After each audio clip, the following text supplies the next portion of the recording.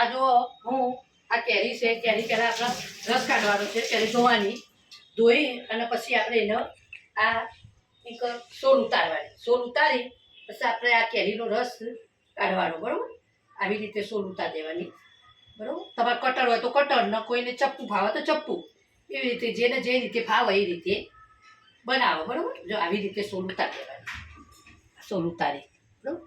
હવે પછી એને કટકા કરવાના, એટલે આવી રીતે સોલ ઉતાર દેવાની.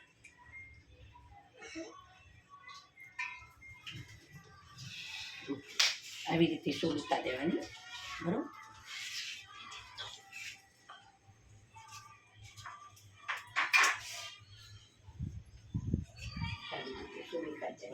પછી ઓલી કટકા કરી, બરાબર?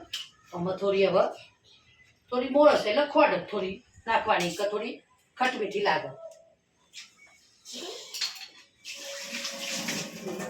એ આ ખાંડ નાખવાની.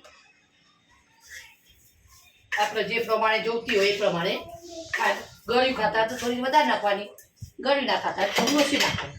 પછી એમાં સહેજ આપણો કલર એટલે એક આપણે મોહનતાલનું ગમે તે આપણે જે આપતો હોય સહેજ દખવાનું, એટલે શું આપણે એકદમ થઈ જાય. આ જો આવી રીતે હલાય. અને હવે આપણે થોડું ઠંડુ પાણી વેરવાનું, ફ્રીજમાંથી ઠંડુ પાણી હોય તો ઠંડુ વેરવાનું. આ છે વધારે નહીં વેરવાનું, આપણે જેવો રસ રાખવો હોય એ પ્રમાણે વેરવાનું, બરાબર? આપણે થોડું જાડું રાખવું હોય તો થોડું રાખવાનું.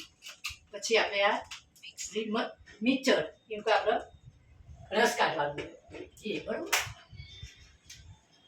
એ આવી રીતે આપણું મિક્સર.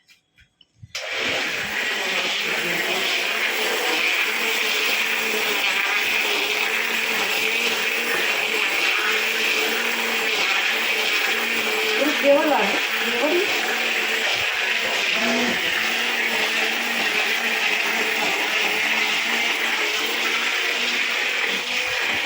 જો આ રસ તૈયાર થઈ ગયો છે, બરાબર? એટલે હવે શું તૈયાર થઈ ગયો ને આપણે, એટલે એમાં થોડો આપણે ગાળવાનો, આવી રીતે ગાળી દેવાનો, ગાળી દેવાનો એટલે શું કે આપણે લીચ્છો થઈ જાય.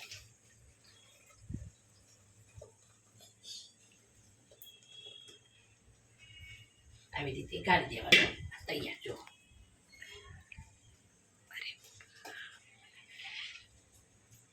રૂસો બૂસો હોય ને તો એ આવવામાં આવી છે. જો એટલે આ લીચ્છો આપણે તૈયાર આવ્યો હોય ને એવો રસ બની જાય.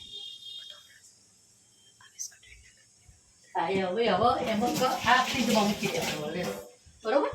આપણે પાણી વાળી હોય તો આવી રીતે લૂસી પછી અંદર મૂકી દેવાનું. જો તૈયાર થઈ ગયું, હવે આ ફ્રીજમાં મૂકવાનું. પછી આપણે બપોરે જમવાનું. જય શ્રી કૃષ્ણ.